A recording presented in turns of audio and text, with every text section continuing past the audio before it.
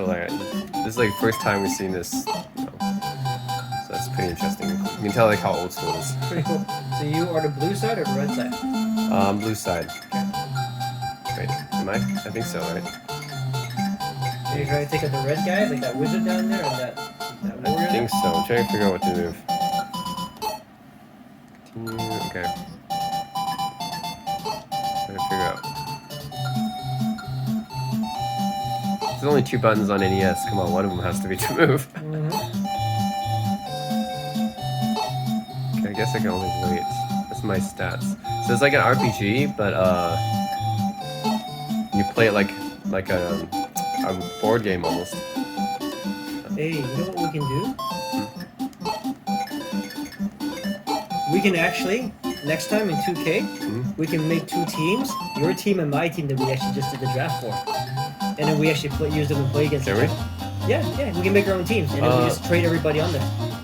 Yeah, but I think we're missing some players. The only difference, you're missing Barkley. Yeah, Barkley's not on there. Who else is on there?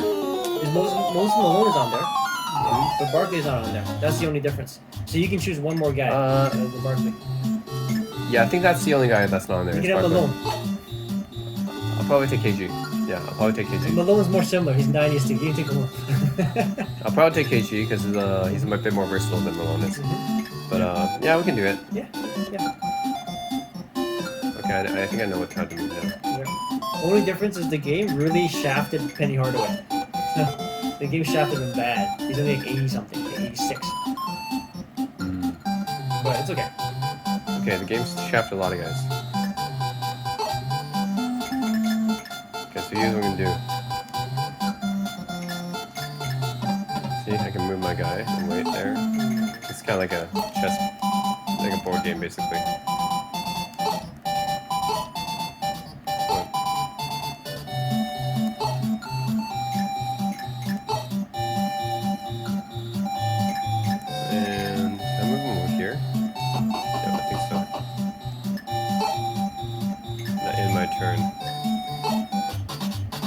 The computer's turn, they're gonna move.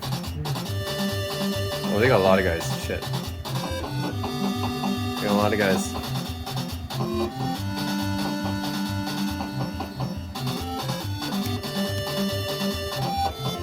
And maybe the way we should play is we should maybe add fatigue into the game. So that way it forces us to use our bench too. So we have to actually sub guys on there. Yep. We got fatigue and injuries because that's what our bench is for. Well, no injuries, but fatigue. So that way, because you don't need injuries. Because with fatigue, we're forced to use everybody anyways. So we have to sub. Okay. Yeah. No, that's fine. Yeah, that'd be pretty cool. That would be an interesting matchup. Yeah, that'd be interesting. Because the game doesn't, in 2K, it's like they don't account for the errors too much. It's like basically they're using today's rules, right? So that means, yeah, Curry. Yeah. It's actually a pretty good pick. Yeah. Yep. Okay, I'm gonna attack this guy. Yeah, you can try to Curry me, man. You can Splash Brothers me. Curry and KD, man. Yeah, Curry and KD. Yeah. You try to Splash Brothers. KD would actually be our first, because like I say, he's a taller Curry. But yeah, Curry as kind of my second backup.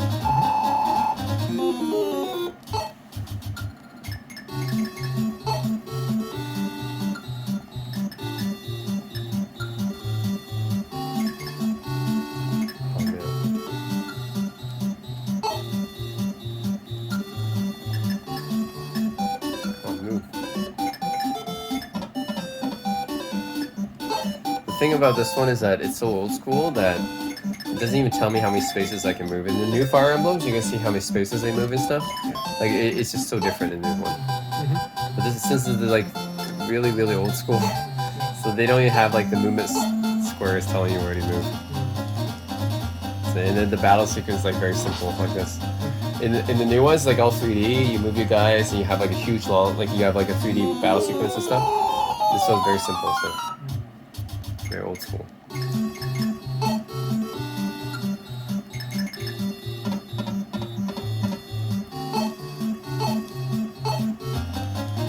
I really like the package though, man. It came with that thing. That's so cool. But yeah, I mean, you know, the NES art is pretty good. That was one of the coolest things, man. That game. Yep. You know, for the NES, the art is pretty good. And especially the manuals back then, and this one did come with a manual too. Dude, they had manuals back then. We don't have manuals nowadays. Yeah. They had manuals back then, but the cool thing is this collector's thing came with the manual in English, right? So it's cool. It's like you actually get the. That's really cool because it was never even released in English back then. It was never released in English, so. Yeah. Can I see this? Yep. This thing is so cool. Yeah. Holy shit. Yep. How come I can't move? Damn it.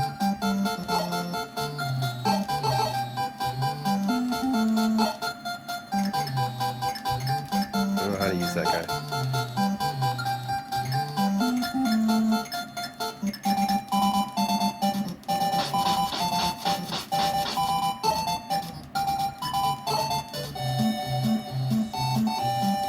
Yeah, the manual contained most of the art too, so that's what it was. That's why it's like almost like an art book. But then I got an actual art book, which is a hardcover art book with it as well. Yep. So that's pretty nice. That's one of the best collector's editions I bought, I think. The game is rough.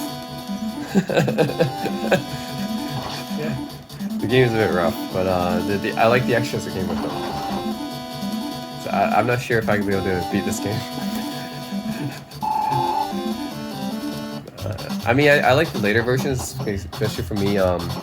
Fire Emblem came to the West with the Game Boy Advance ones. Mm-hmm. When the Game Boy Advance ones came to the West, like I played those when I was young. That's really good. Like they're much better than this one. So yeah, this is really rough.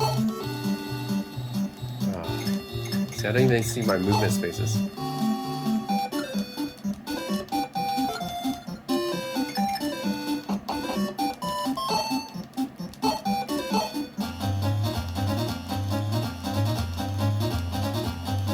Oh, he's dead.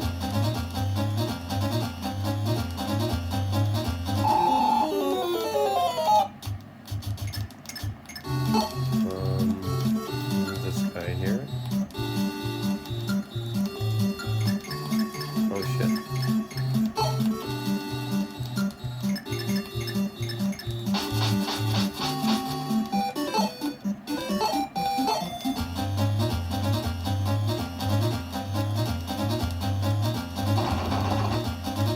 In the Game Boy Advance version, like, it's still 2D like this, but the graphics are way better. They have like these special attacks they do, right? If you use a different weapon, they have a different attack animation, and then you can level up your guy into like different classes. So it's really cool. But yeah, this is very, very raw.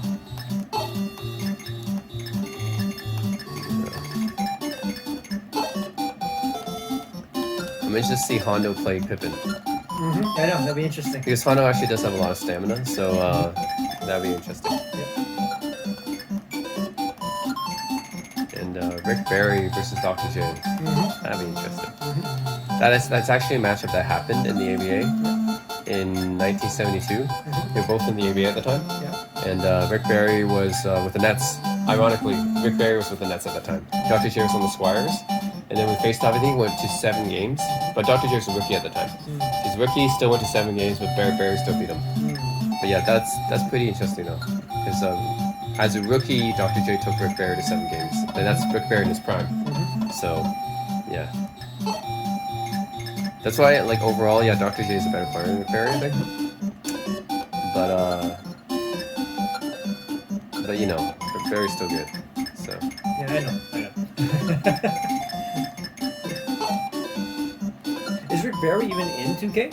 Yes. Okay, perfect. He's in the all-time team. Perfect. Yeah. I think he's like in 95. And the ABA Dr. J is not. They don't have ABA teams in there. But they do have 77 Dr. J. Blazers, Nets Dr. J, right? No, the first 76ers first year Dr. J. So, and that Dr. J is still on the throw. So, that's the one that took him to the finals in 77 against the Blazers. So that Dr. J is pretty good too. That's the Dr. J that just came from the ABA. Pretty good still. And surprisingly, they still have George McGinnis too. So that's only because if I pick like Roger Brown or Mel Daniels, they wouldn't be in the NBA 2K because they're all basically ABA only guys. But McGinnis is interesting because after the ABA, he jumped to the he played in the NBA as well, and he played with Dr. J, right, as part of the 76ers. So that's why he's in that team as well. So that's pretty interesting. And that McGinnis is actually pretty good as well. They shafted him in the game, but in real life, he's putting up his numbers. This pretty much the same numbers actually in the NBA as the ABA. So yeah, I think the only one we don't have is Barkley. And Barkley didn't want his likeness to be used in the NBA for a very good reason. Yeah. Because he wanted the older players to be paid more. Because the older players didn't have enough pension. So that's why he's a holdout. But I think that's a pretty honorable reason to hold out. Yeah, I think so. Because it's true the older players don't get paid that much. Like they didn't get anything back in the 60s. So yeah. Only thing is that should be more on the NBA and less on 2K. Yeah, it's more on the. Although 2K is using they take advantage though of a lot of these. I think that was Barkley's thing is because they're using their likeness. Yeah. So that's why it's like you shouldn't be using our likeness if you can't only pay us. But aren't they paying these guys money though to use their likeness? It's like a collective licensing agreement or whatever, but okay. I don't think like Bob Pettit gets much money from being used in NBA 2K though. Wait, why can't it move? Oh yeah, it's because they're in the freaking water. That's why.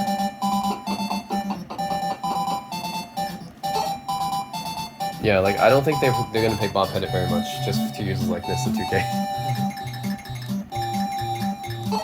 I think he's like a 93 or something. I don't know.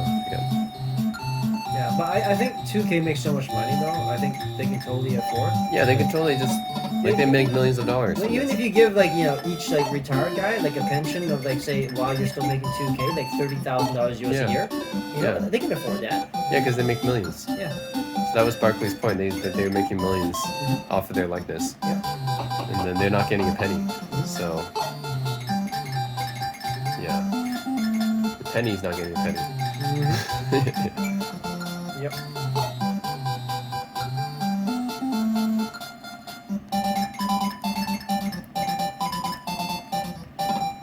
Interesting. So you thought Penny was the best point guard of the 90s? Oh yeah, of course. Yeah. Of course. Not even close. Better than Isaiah, better than Stockton, better than Mark Price, better than KJ. Only guy that might Payton. Only guy that you might think that like it would be. Well, Isaiah's best was in the 80s, anyways. So Isaiah's best was actually in the 80s up to 1990. Oh, 1990, let's say. Exactly. So Isaiah's more of a player of the 80s. He's not really a player of the 90s. Yeah. So in the 90s, for sure. But you took Penny over Isaiah anyways. Yep, exactly. Yeah. Even prime Isaiah. I wanted more size, and also Penny's a better shooter. Right. Yeah. And Penny actually might even be a better passer. So the only difference is Isaiah has some of the intangibles though. Because Isaiah, he has that leadership quality, and that's something I don't think Penny has quite the Isaiah leadership quality. Also, Isaiah has some of the best handles I've ever seen, so... Penny's handles are really good too, actually, so comparable. As good as Isaiah's? Wow. I would say comparable, yeah. Penny's handling is pretty amazing. Yeah, so polished. Yeah, we're talking like Chris Paul level, handling, like from a 6'7" guy. Yep. Yeah, and then Penny's deceptive, his moves, and he can post you up. Yeah, the only difference is Isaiah has more leadership quality, and Isaiah's also a pit bull. He's a total pit bull when he plays. Yeah, and I think Isaiah probably has more heart. Yeah, but in terms of skill, Penny has more skill, in my opinion. Okay. Yeah, better shooter by far. Maybe even a little bit better passer. Taller, more athletic. So, yeah, better in the post. Interesting. Yeah. I don't know how many people would take Penny over Isaiah. Yeah. Well, that's because people are just going by careers and they're looking at stats. But if you actually watch Penny at his best for those few years, I mean, he's doing stuff that no one's ever done before almost. Not even Magic. Because Magic didn't have the athleticism. And Magic couldn't shoot off the dribble that Penny could. Because Penny can do the one-on-one skills that Magic didn't really have. Yeah. So Penny was kind of like a hybrid of Magic and Jordan. He was a big point guard, like Magic, with high IQ that can pass, but he was more athletic and quicker, like a Jordan, and he had more one-on-one skills with scoring, like Jordan too. So I mean, that was unheard of. No one's ever seen that before. So yeah, and then injury hit, and then unfortunately,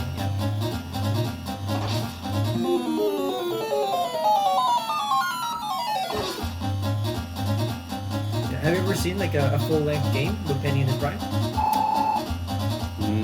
Maybe not full length. I think I watched some of the '95 finals. Okay. All right. Yeah, we're gonna have to watch some of that then. Yeah, because the stuff that Penny did was like kind of like on another level. Yeah, I didn't know how good Penny was until you talked about him. Yeah, it was on another level, and only people who really knew basketball and watched it too. You have to watch it and also know ball. That's why a lot of the pro players back then they really respected Penny. Injured. Like Horace Grant, everybody. There's Horace Grant in Orlando, solid Penny. But the interesting is on the open court in the best players of the '90s, they didn't mention Penny. Well, that's because of even Shaq didn't mention him. Well, that's because of the injuries and everything. I think they were like factoring the careers and everything, the overall career. Okay, because a lot of them took Stockton, I think, and then yeah, I think most of them took Stockton or. Yeah, I think, or Peyton. Yeah, Stockton or Peyton. Yeah, well, that's because they're talking about overall career. Yeah. I think because Penny's career got cut short, so then, that's why he can't. That's why Grant Hill, too, no one talked about it because of the injury. Yep. Right? Yeah, I think people took Pippen over Grant Hill. Yeah, exactly. It's because the overall, like, the career that they take account. But Isaiah really doesn't have a good opinion of Pippen. Well, of course, because Pippen kept talking shit about Isaiah even now. Even like a few years ago or 5 years ago. And Pippen was like, I had never agreed with anything Isaiah said, and I still don't agree with anything he says now. Isaiah's like, he shouldn't be NBA 50 greatest at all. Exactly. But the thing is, Isaiah always, like, holds a vendetta, though. Yeah. Because if you see, Isaiah, every chance he gets, he's gonna vilify Malone. So every chance he gets, he keeps saying how, Malone's not clutch. I think Malone's actually a weak spot of the Jazz. In the best players from the '90s, he didn't really mention Malone. Exactly. He's like, I don't think Malone would be nearly anything, if it wasn't for Stockton, all that stuff. I think one of the guys mentioned Malone, and Isaiah's like, what? Exactly. So you can tell the guy holds a vendetta. Yeah, he doesn't like Malone. Yeah, exactly. So you can't really take everything he says like as fact. Yeah, because he actually holds a grudge, and you can tell the way he sugarcoats everything when he talks, and he's kind of just avoids the topic, all of that. Now, the only thing is you would notice that with Isaiah, the people who really have his back are the players that never really played against him. The younger crop of players. Yeah. Yeah, the guys like the Chris Webbers, the Steve Smiths,